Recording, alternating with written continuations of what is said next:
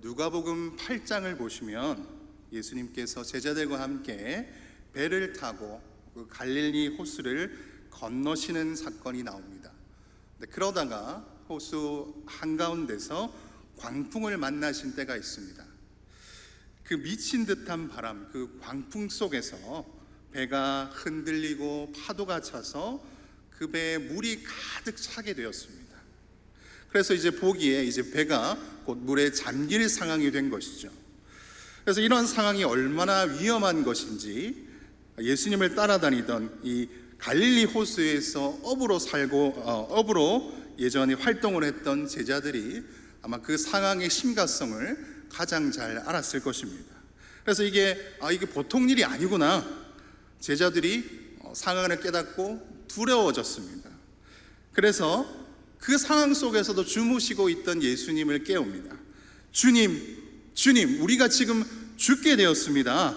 일어나 보십시오. 우리가 지금 죽을 지경입니다. 라면서 이 두려움 가운데서 걱정 속에서 제자들은 예수님을 급하게 깨웁니다. 이 일이 일어날 때 예수님께서는 제자들과 함께 계셨습니다. 그러니까 제자들은 말 그대로 어떤 삶을 살았던 것입니까? 예수님과 동행하고 있는 삶을 살고 있습니다.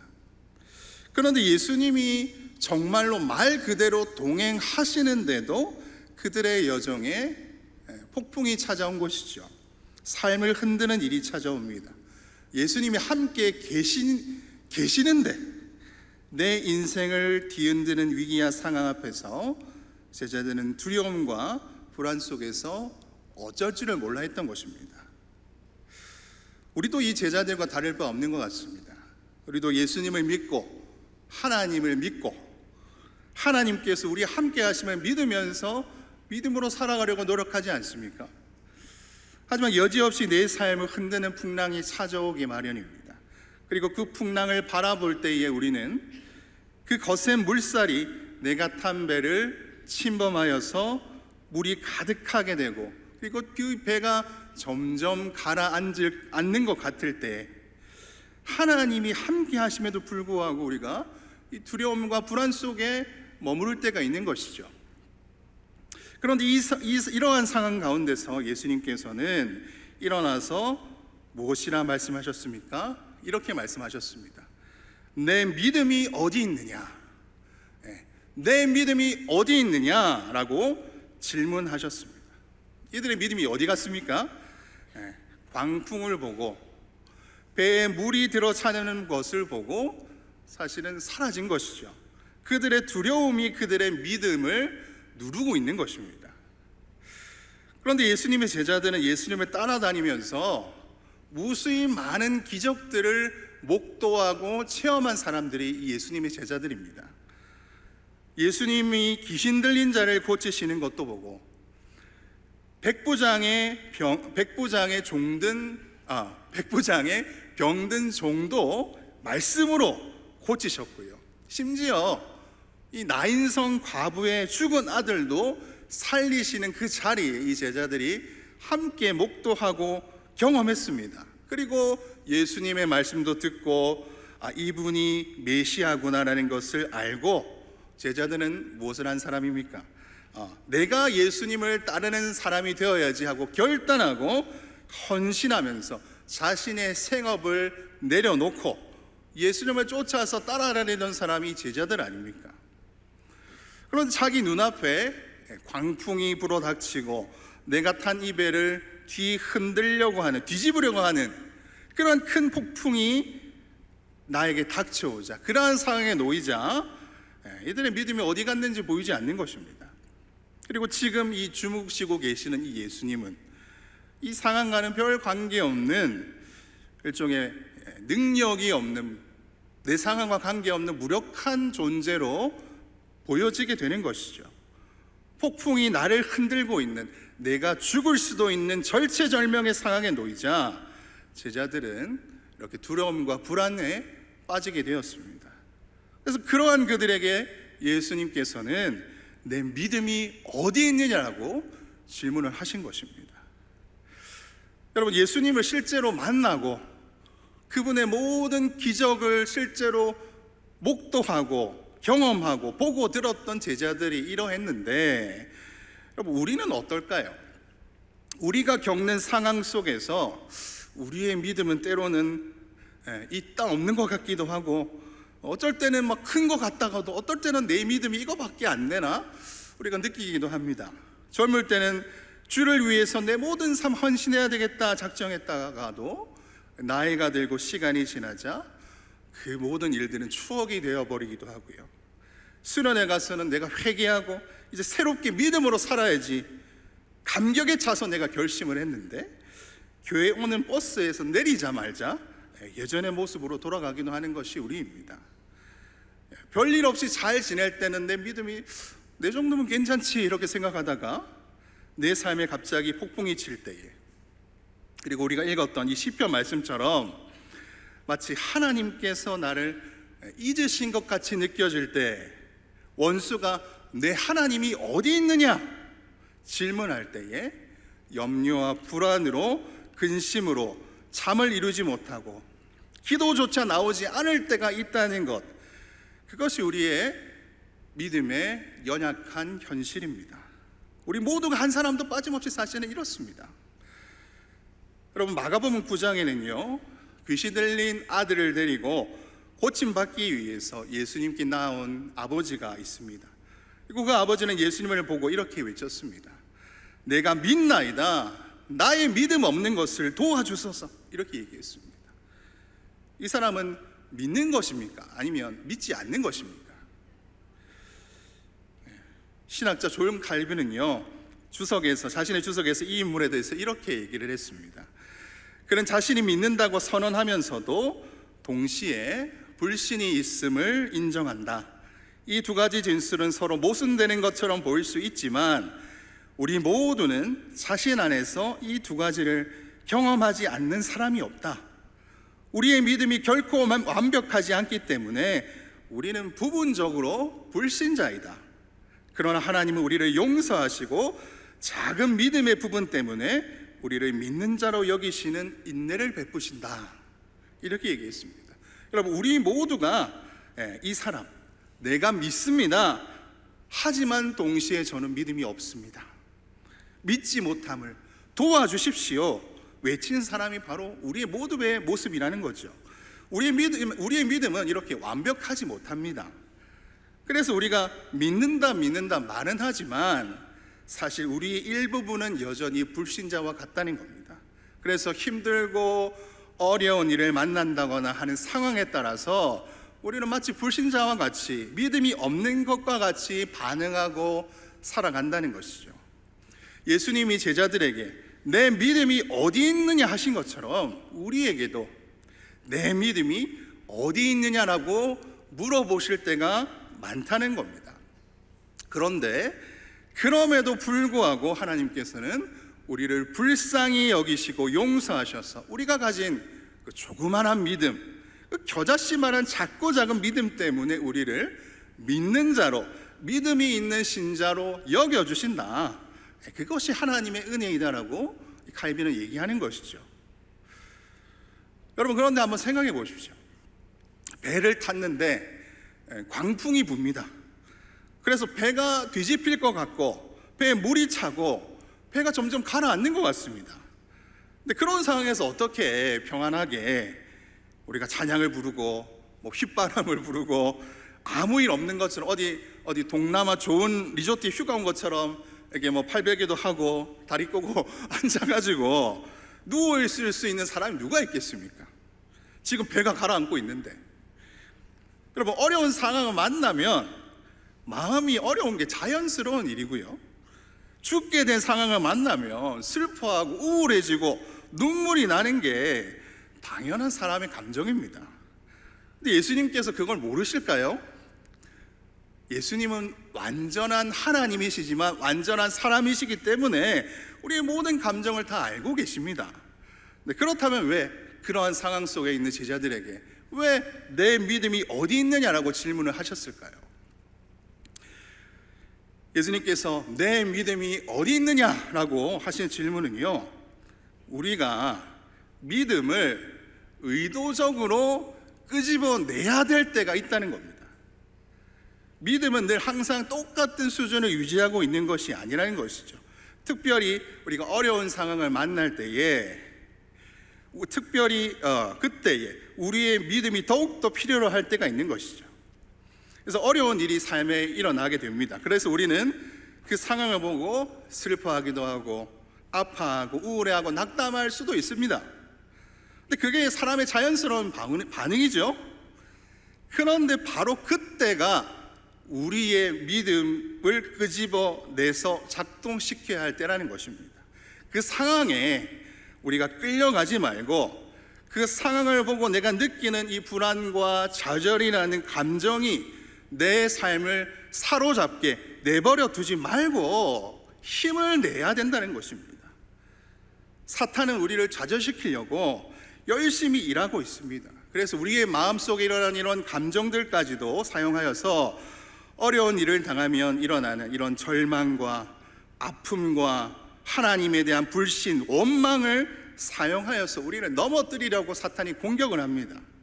그럴 때 어떻게 힘을 냅니까? 우리의 믿음을 끄집어내고 작동을 시켜야 되는 겁니다. 우리의 믿음이 무슨 자동 미사일 방어 시스템처럼 적군이 미사일 쏘면 우리도 알아서 레이더를 추적해가지고 알아서 미사일을 쏘가지고 탁 막아주는 그런 것이 아니죠. 우리가 그 믿음을 사용하고 작동해야 합니다. 내 믿음이 어디 있느냐 하실 때에 예수님께서 그렇게 말씀하신 의도는 네가 믿음의 수준이 너무 낮구나, 부족하구나, 애초에 믿음이 하나도 없구나, 그런 말씀이 아니고, 내가 너에게 믿음을 주었는데 왜 너는 그 믿음을 사용하지 않니? 이미 가진 그 믿음을 왜 사용하지 않니?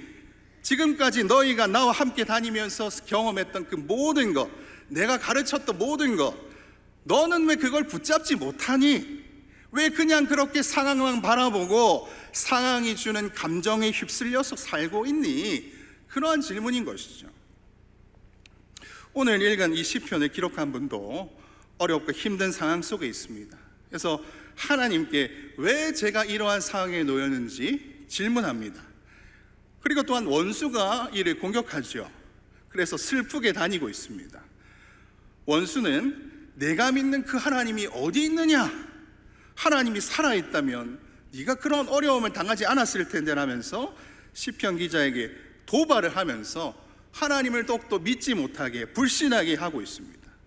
그래서 이렇게 힘들고 어려운 상황 속에서 이 시편 기록한 이 분의 영혼은 불안과 낙심으로 가득 차 있는 것이죠. 갈릴리 호수에서 광풍을 만나서 어려움을 겪었던 제자들도 예수님과 함께 있었는데 죽을 뻔한 어려움을 당하고 두렵고 불안해했듯이 이 시편을 기록한 분도 하나님을 잘 믿는 분이지만 고난으로 인해서 불안 속에 슬픔 속에 살아가면서 낙심한 중에 있는 것입니다.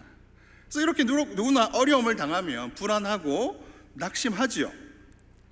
그런데 이분은 어떻게 자신의 믿음을 작동시키고 있습니까? 어떻게 이 고난의 믿음을 이겨내고 불안과 낙심을 떨쳐내고 있습니까? 다른 것이 아닙니다. 어떤 특별하고 어렵고 신비한 방법이 아니죠. 자기 자신에게 명령하고 있습니다. 자기 자신에게 선포하고 있습니다. 다른 사람이 아니라 자기의 영혼과 자기의 감정과 자기의 의지와 자기의 생각에 명령하는 것입니다. 자기가 자기 자신의 선지자가 되어서 목사가 되어서 이 좌절에 있는 이 도움이 필요한 내 자신에게 복음을 선포하는 것입니다. 불안과 낙심 가운데 있는 자기의 영혼을 명하여서 흔들어 깨우는 것입니다. 우리 다시 한번 20편 9절 함께 읽도록 하겠습니다. 시작. 내 영혼아 내가 어찌하여 낙심하며 어찌하여 내 속에서 불안해하는가? 너는 하나님께 소망을 두라. 아멘. 여러분, 영국의 유명한 설교가였던 데이빗 마틴 로이드 존스 목사님이 쓰신 영적 침체라는 책이 있습니다. 그래서 영적 침체, 영적인 우울증이 무엇 때문에 생기는지, 그리고 그걸 어떻게 극복할 수 있는지에 대한 책인데요, 설교집인데요, 그 책에 있는 내용을 제가 잠시 인용해 드리겠습니다. 어떤 의미에서 영적 우울증의 주된 문제는 우리가 스스로에게 명령하지 않고 우리 자아가 우리에게 명령하도록 내버려 둔다는 것입니다. 당신은 대부분의 불행이 우리가 스스로에게 명령하는 대신에 우리 내면의 말을 듣기 때문이라는 것을 알고 있습니까? 아침에 일어났을 때 머릿속에 떠오르는 생각들이 있을 겁니다. 당신이 일부러 생각한 것들이 아니지만 그 생각들이 당신에게 말하기 시작하고 어제의 문제를 다시 떠올리게 합니다. 여기서 누가 당신에게 말하고 있습니까? 당신의 자아, 당신의 내면이 말하고 있습니다. 이제 시편 42편의 화자는 이렇게 대처합니다. 자아가 자신에게 말하게 두는 대신에 그 스스로가 자기 자신에게 말하기 시작합니다. 내 영혼아, 내가 어찌하여 낙심하느냐? 그의 영혼이 그 사람 자신을 억누르고 짓밟고 있었습니다. 그래서 그는 일어서서 말합니다. 내 자신아 들어라. 이제 내가 너에게 명한다. 여러분은 이렇게 스스로에게 말씀하신 적이 있으십니까? 영적 생활의 주요 기술은 스스로를 잘 다스리는 겁니다. 스스로를 다스리고 스스로에게 선포하고 스스로에게 설교하고 스스로에게 질문해야 합니다. 당신은 당신 자신의 영혼에게 왜 내가 낙담하느냐라고 말해야 합니다. 자신을 돌아보고 자신을 위로하고 자신을 정죄하고 자신을 권면하고 하나님께 소망을 두라 스스로에게 말해야 합니다. 그런 다음 하나님이 누구신지, 하나님이 어떤 분이신지, 하나님이 어떤 일을 하셨는지, 하나님이 무엇을 하겠다고 약속하셨는지를 스스로 기억해야 합니다.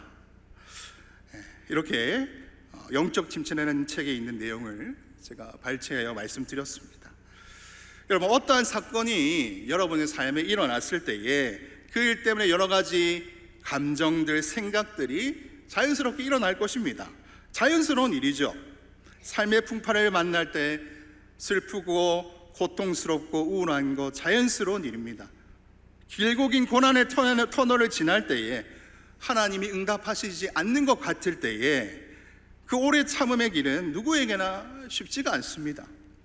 그런데 그때 드는 생각과 감정이 비록 자연스럽게 나오는 것이라고 하더라도요, 그 생각과 감정이 여러분의 삶의 주도권을 잡도록 해서는 안 된다는 것입니다.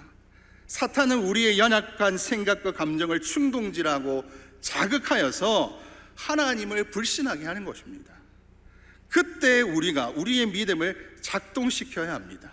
어떻게 작동시킨다고요? 이 시편 42편처럼 우리 자신에게, 우리의 영혼에게, 우리의 감정에게 명령하는 것입니다. 내 영혼아, 내가 어찌하여 낙심하고 불안해하는가? 나 자신아, 그 생각을 멈춰라. 그런 마음을 이제는 그쳐라. 하나님을 바라보아라. 여러분 자신에게 명령하시는 겁니다. 다른 누군가가 아니라 여러분이 스스로에게 목사가 되고 선지자가 되어서 선포하셔야 됩니다.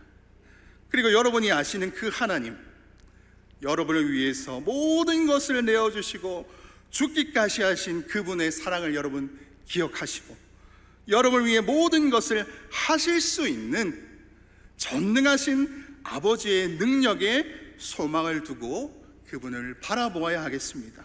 이것이 우리가 고난 중에 믿음을 작동시키는 방법입니다. 시편에는 이렇게 자기의 영혼에 명령하는 내 영혼아 라는 표현이 여러 번 나오고요, 우리가 쓰는 이 개역적 개정 성경 시편에는 10번이 등장하는데요, 그 가운데 우리 시편 103편 1절 말씀을 함께 선포하시면서 우리의 영혼에, 우리의 감정에, 우리의 생각과 우리의 의지에 명령하면서 주님을 찬양했으면 좋겠습니다. 우리 저를 따라서 우리의 영혼에 선포하시죠. 내 영혼아, 여호와를 송축하라. 내 속에 있는 것들아, 다 그의 거룩한 이름을 송축하라.